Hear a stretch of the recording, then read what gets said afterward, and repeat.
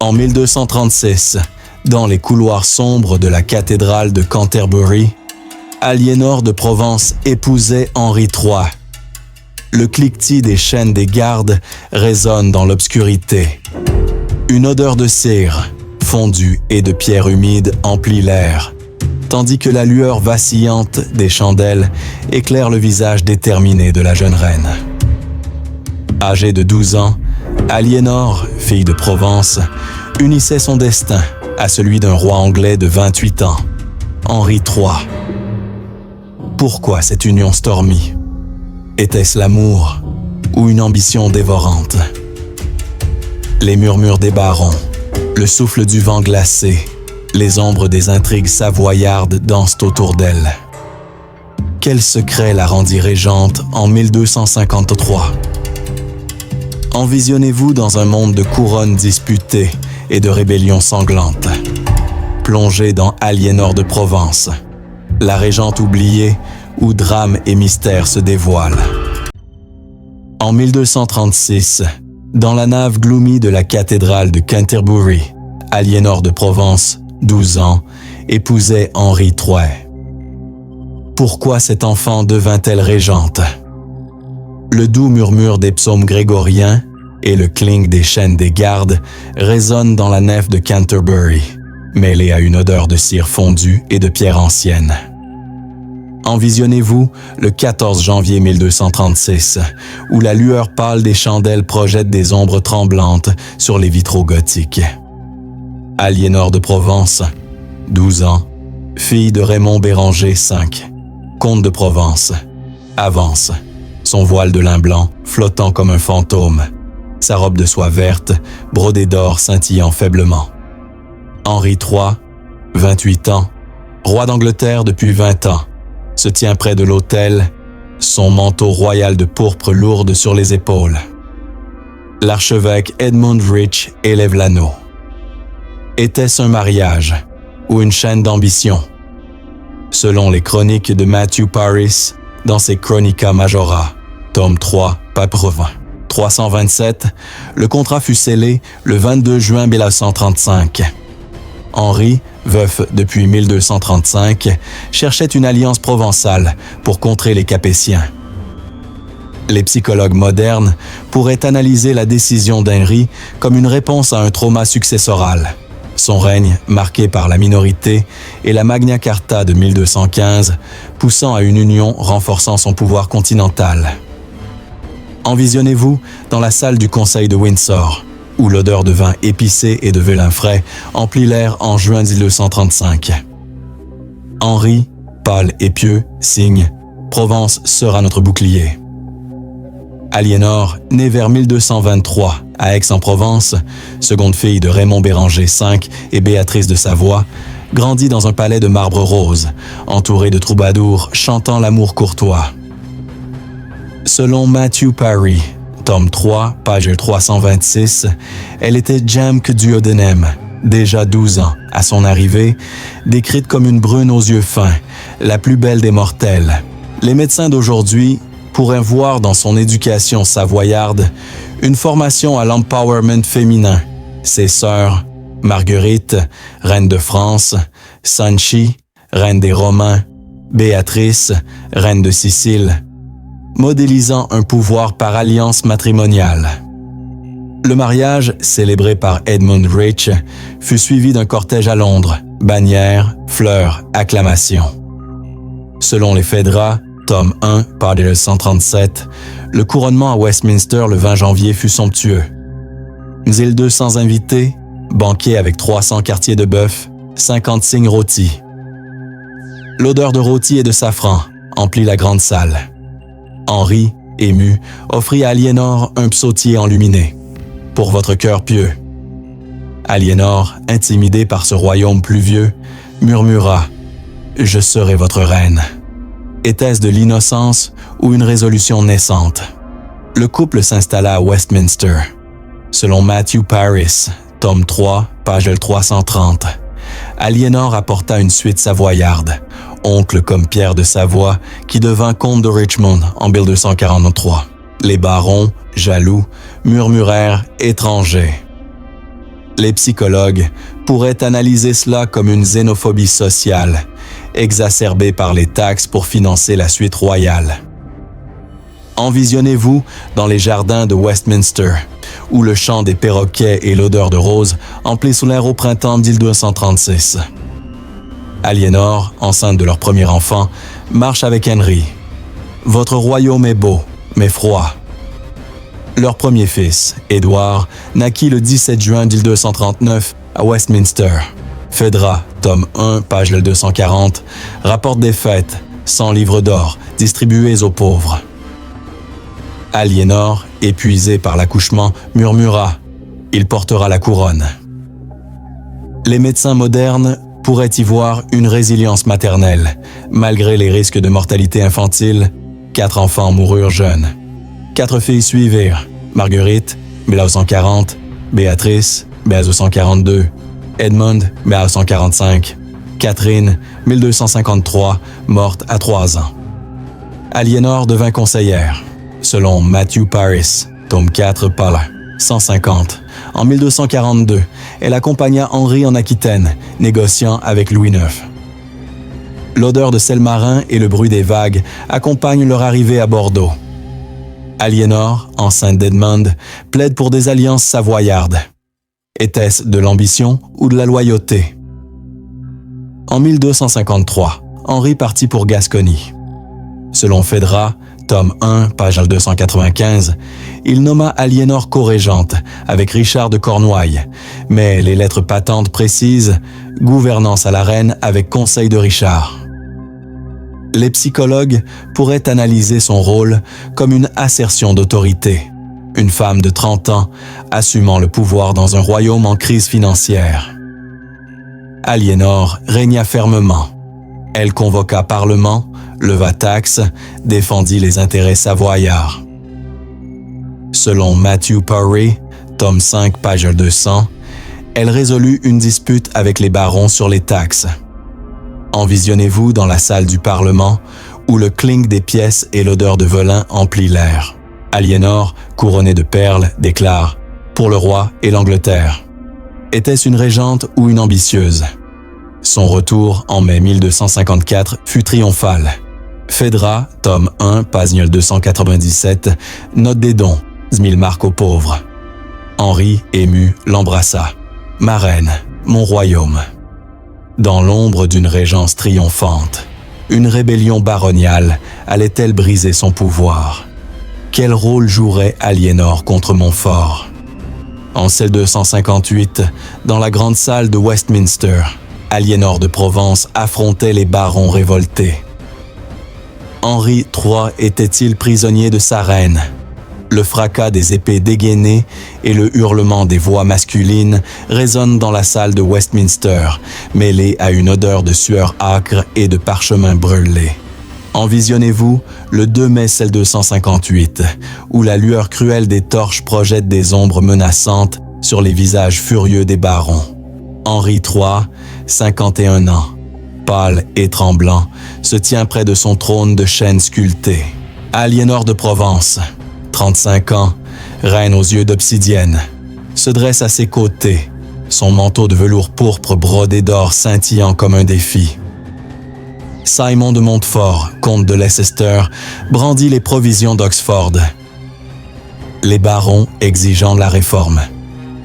Aliénor résistera-t-elle? Selon les Chronica Majora de Matthew Parry, tome 5, pages 684 et 685, la crise débuta en 1257. Dette royale de 300 000 livres, famine, taxes savoyardes. Les psychologues modernes pourraient diagnostiquer chez Henri une dépendance à l'autorité féminine, son piétisme le rendant vulnérable au conseil d'Aliénor. Envisionnez-vous dans la chambre privée du roi, où le murmure des conseillers et l'odeur de vin aigri emplissent l'air en avril 1258. Henri, main jointe, supplie « Ma reine, que faire ?» Aliénor, résolu, répond « Nous tiendrons ou nous périrons ensemble ». Les provisions d'Oxford, 11 juin 1258, imposèrent un conseil de 15 barons, limitant le pouvoir royal. Selon Phaédra, tome 1, page 370, Aliénor signa sous contrainte, mais refusa d'expulser ses Savoyards. Les barons, menés par Montfort, accusèrent la reine de avarice provençale. Matthew Paris, tome 5, page 690, rapporte « La reine, plus hardie que le roi, défiait les barons. » Les médecins d'aujourd'hui pourraient y voir une réaction hyperadaptative. Aliénor canalisant l'angoisse en défi politique. En 1259, Aliénor accompagna Henri à Paris pour le traité de Paris. 4 décembre 1259, cédant la Normandie, mais gardant la Guyenne. Phèdra, tome 1, page 390, note son rôle diplomatique. Elle négocia avec Marguerite, sa sœur, reine de France. L'odeur de parfum royal et le son des harpeurs emplissent le palais de la cité. Aliénor, enceinte de Catherine, née 1253, morte 1257, plaide « Paix pour nos enfants ». Était-ce de la stratégie ou de la maternité? De retour en 1260, la rébellion reprit. Montfort rallia les barons. Selon Matthew Paris, tome 5, page 1740, Aliénor leva des mercenaires en France. Envisionnez-vous sur les bords de la Tamise, où le brouillard glacé et le clapotis des eaux accompagnent son départ secret en juillet 1263. Aliénor, déguisée en marchande, fuit vers la France. Les psychologues pourraient analyser cette fuite comme une dissociation protectrice, la reine échappant à la menace physique. À Windsor, Henri fut assiégé. Aliénor, depuis Saint-Germain, envoya 1000 livres et des lettres codées. Phèdra, tome 1, page 428. L'odeur d'encre fraîche et le craquement du parchemin emplissent sa chambre. Elle écrit « Tenez mon roi, je reviens ». Était-ce de l'amour ou du calcul? En 1264, la bataille de Lewes, 14 mai, vit Montfort capturer Henri et Édouard. Aliénor, à Paris, leva une armée de 1500 hommes. Selon les annales de Burton, page 490, elle débarqua à Douvres en octobre 1264. Les médecins modernes pourraient voir dans cette campagne une hyperactivité post-traumatique, la reine canalisant la peur en action militaire. Dans l'ombre d'une captivité royale, une bataille à Evesham, allait-elle sauver Henri ou sceller le destin d'Aliénor? En juillet 1263, sur les eaux glacées de la Tamise, Aliénor de Provence fuyait déguisée. Les barons la poursuivaient-ils pour la tuer? Le clapotis furieux des rames et le sifflement du vent nocturne résonnent sur la Tamise, mêlés à une odeur de vase froide et de poix brûlante. Envisionnez-vous le 13 juillet 1263, minuit passé, où la lueur argentée de la lune miroite sur les vagues agitées. Aliénor de Provence, 40 ans, reine déchue, se tapit dans une barge de marchand, cape de laine grise, masquant sa couronne, ses cheveux noirs, noués sous un voile de paysanne. Henri III, captif à Westminster, ignore sa fuite. Une foule de barons armés, torches brandies, hurle depuis le pont de Londres. Aliénor échapperait-elle ou tomberait-elle dans le piège? Selon les Chronica Majora de Matthew Paris, tome 5, par 740-742. La crise culmina en juin 1263. Les barons, menés par Simon de Montfort, exigèrent l'expulsion des Savoyards et la destitution d'Aliénor. Les psychologues modernes pourraient diagnostiquer chez la reine une réaction de combat-fuite, l'instinct de survie dominant face à la menace de mort imminente. Envisionnez-vous dans la chambre de la Tour de Londres, où le craquement des planchers et l'odeur de moisissure emplissent l'air le 12 juillet. Aliénor, visage blême, dicte à son secrétaire Pierre de Genève « Si je reste, je suis perdu ». La fuite fut planifiée en secret. Selon les Annales de Londres, page 62, Aliénor quitta Westminster à la tombée de la nuit, escortée par 6 chevaliers savoyards déguisés en bateliers. L'odeur de poisson pourri et le bruit des voix étouffées accompagnent leur descente vers la barge. Aliénor, main tremblante, serre un coffret contenant les sceaux royaux. Sans eux, Henri est roi mort. Les médecins d'aujourd'hui pourraient y voir une hypervigilance post-traumatique, la reine anticipant chaque danger.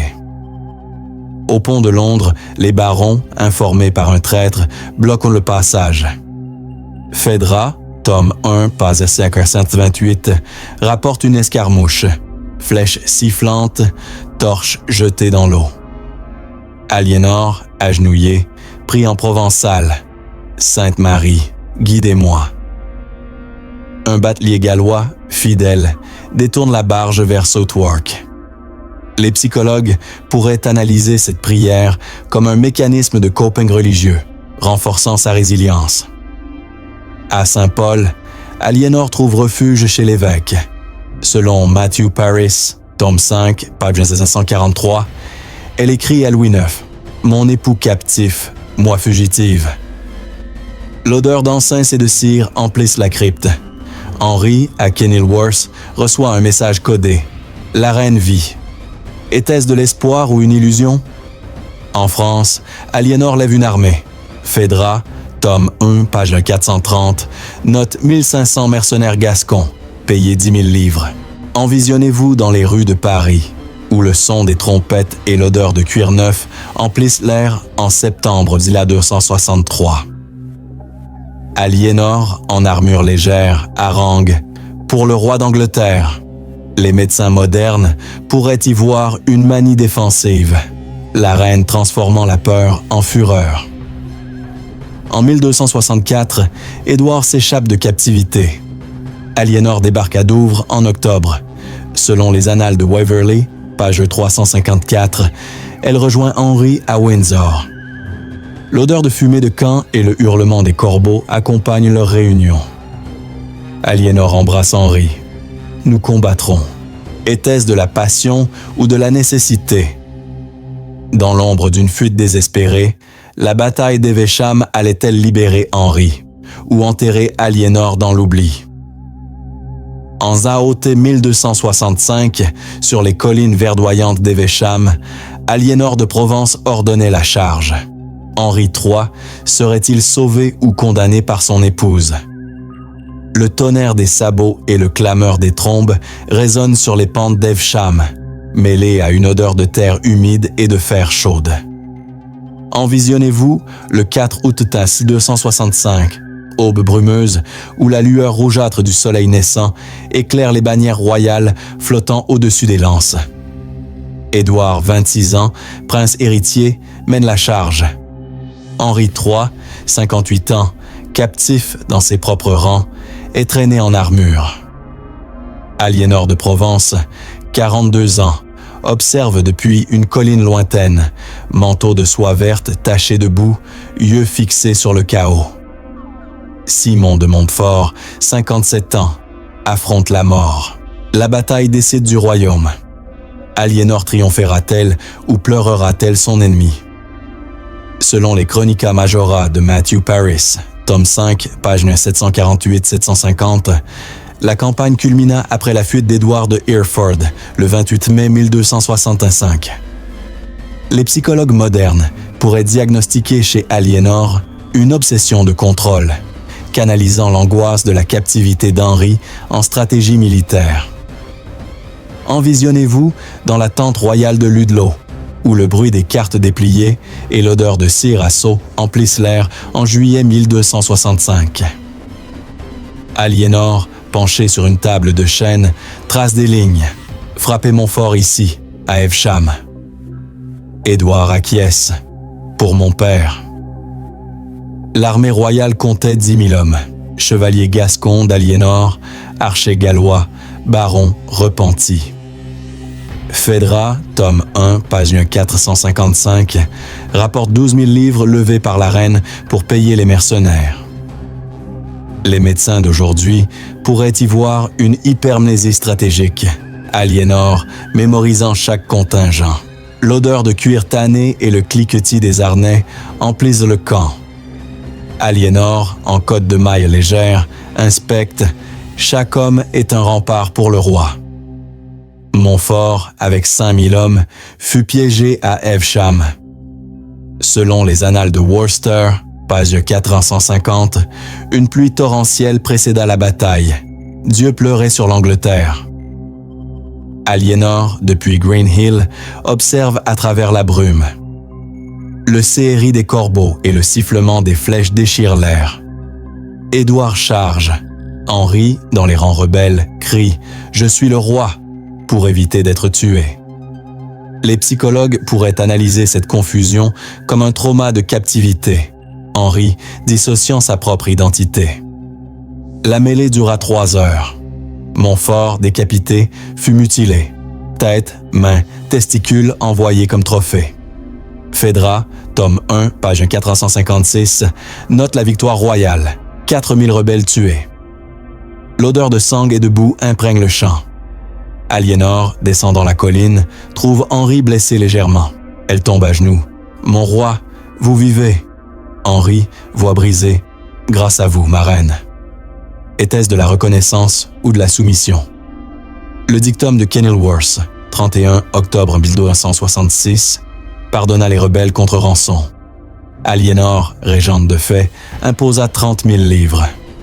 Selon Matthew Paris, tome 5, page 760, elle reconstruisit les finances. Taxes sur la laine, vente de bois royaux. Envisionnez-vous dans la salle des comptes de Westminster, où le clink des pièces d'or et l'odeur d'encre emplissent l'air en 1267. Aliénor dicte « Chaque marque pour la paix ». Les médecins modernes pourraient y voir une compulsion réparatrice, la reine restaurant l'ordre par l'hypercontrôle. Henri, affaibli, délégua davantage. Aliénor géra les mariages. Marguerite épousa Alexandre III d'Écosse, 1251. Béatrice épousa Jean de Bretagne, 1260. Les psychologues pourraient y voir une planification dynastique, sécurisant l'avenir malgré la mort de Catherine, 1257. En 1268, Aliénor fonda l'abbaye de Netley, dotée de 500 marques. Phaédra, tome 1, page 480. L'odeur de pierre neuve et le chant des moines emplissent le chantier. Elle prie pour les âmes d'Evesham. Était-ce de la piété ou de la culpabilité? Dans l'ombre d'une victoire sanglante, la mort d'Henri allait-elle laisser Aliénor seule ou lui offrir un dernier pouvoir? En novembre 1272, dans la chambre mortuaire de Westminster, Aliénor de Provence veillait Henri III. Mais qui régnait encore sur l'Angleterre? Le silence pesant de la mort et le doux craquement des cierges résonnent dans la chambre royale, mêlés à une odeur d'onguentalamir et de lin frais. Envisionnez-vous le 16 novembre 1272, crépuscule d'automne, où la lueur dorée des flammes danse sur le visage émacié d'Henri III, 65 ans, gisant sur un lit de velours pourpre, couronne posée sur un coussin voisin. Aliénor de Provence, 49 ans, reine veuve avant l'heure, est agenouillée, main jointe sur le psautier enluminé qu'il lui offrit en 1236, larmes silencieuses coulant sur ses joues ridées. Édouard, 33 ans, héritier absent en croisade, ignore encore. Henri expire. Aliénor regardera-t-elle le royaume s'effondrer? Selon les annales de Waverley, page 370-371, Henri déclina dès 1270. Fièvre tierce, ulcères aux jambes, paralysie partielle. Les médecins modernes pourraient diagnostiquer une artériosclérose avancée, aggravée par 56 ans de règne stressant. Envisionnez-vous dans la chapelle privée de Westminster, où le murmure des prières et l'odeur d'encens emplissent l'air en octobre 1272. Henri, voix faible, dicte à Aliénor « Protégez Édouard et l'Angleterre. » Elle serre sa main, jusqu'à mon dernier souffle. Aliénor assuma la régence intérimaire. Phaédra, tome 1, pape 496, rapporte la convocation du Conseil le 17 novembre. La reine gouvernera jusqu'au retour du prince. Les barons, encore marqués par Evesham, acceptèrent. Les psychologues pourraient y voir une continuité d'autorité. Aliénor, maintenant le pouvoir par habitude institutionnelle. L'odeur de cire à seau, et le bruit des sceaux royaux emplissent la salle du conseil. Aliénor, en robe de deuil noir, déclare « Le roi est mort, vive le roi ». Elle organisa les funérailles. Corps embaumés, cœurs extraits pour Westminster, entrailles à fond de veau. Selon les Annales de Londres, page 80, le cortège du 20 novembre traversa Londres. 1000 cierges, 500 pauvres vêtus de laine. L'odeur de fumée et de larmes imprègne les rues. Aliénor marche derrière le cercueil, voilée. « Mon roi, mon amour ». Les médecins d'aujourd'hui pourraient analyser ce deuil comme une dépression mélancolique, canalisée en rituel public. Édouard revint en août 1274. Aliénor lui céda la régence, mais resta conseillère. Phèdra, tome 1, page 510, note sa présence au couronnement le 19 août. Robe de soie verte, même couleur qu'en 1236. Envisionnez-vous dans l'abbaye de Westminster, où le chant des chœurs et l'odeur de roses fraîches emplissent la nef. Aliénor embrasse Édouard. « Soyez meilleur que votre père. » Était-ce un conseil ou un regret? Retirée à Guildford, elle géra ses douaires. 4000 livres annuels, château de Windsor, Leeds. Selon les Pipe Rolls de Édouard de Pince-Roll I, elle fonda un prieuré à Guildford en 1275, doté de 300 marques. L'odeur de pierre neuve et le son des cloches emplissent le chantier. Elle prie pour Henri, pour l'Angleterre. En 1286, elle se retira à Amesbury, abbaye bénédictine, sans prendre le voile. Phèdra, tome 1, page 180, rapporte sa donation. 1000 marques, terre en Wiltshire. Les psychologues pourraient y voir une retraite spirituelle, cherchant paix après 50 ans de pouvoir. L'odeur de lavande et de parchemin emplissent sa cellule. Elle écrit des lettres à Édouard. Gardez la paix. Aliénor mourut le 24 juin 1291, à Amesbury, âgée de 68 ans. Selon les Annales de Winchester, page 100, elle fut inhumée à Amesbury, son cœur à Westminster près d'Henry. Les médecins modernes pourraient diagnostiquer une mort par insuffisance cardiaque, usée par le stress chronique. Son legs, Édouard Ier, roi guerrier, une dynastie stable, un modèle de reine régente. Matthew Paris, tome 5, page 762, conclut « Elle régna plus que son époux ». Dans le silence d'une tombe royale, l'héritage d'Aliénor illuminait encore l'Angleterre. Mais qui se souvenait de la régente oubliée? Si ce récit vous a captivé, découvrez d'autres mystères historiques en vous abonnant et en partageant vos réflexions.